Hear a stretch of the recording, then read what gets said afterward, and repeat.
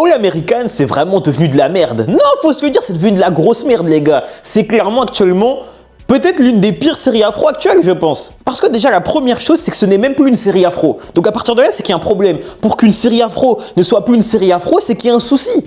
Les gars, on a perdu tout ce qui faisait de base, enfin la base de la série. Tout ce qui était la base de la série, à savoir le sport, Spencer et les problèmes liés au ghetto dans un environnement riche, tout s'est évaporé. On a tout perdu, les gars. Spencer n'est plus là. Il n'y a plus du tout l'aspect footballistique finalement, ou du moins très peu, on va pas se mentir. Et en plus de ça, ceux qui vivent actuellement à Beverly Hills, je sais plus c'est où, et au final, ils viennent même pas du ghetto.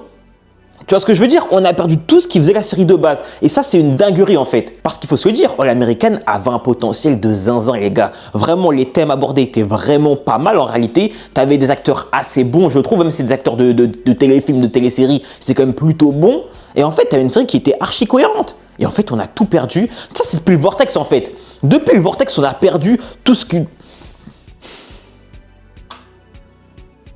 J'aime plus envie de parler en fait, j'aime plus envie de parler les gars, ça me fait mal au cœur. Dites-vous bien que la seule chose qui me retient d'insulter la mère au réalisateur, c'est Olivia Baker.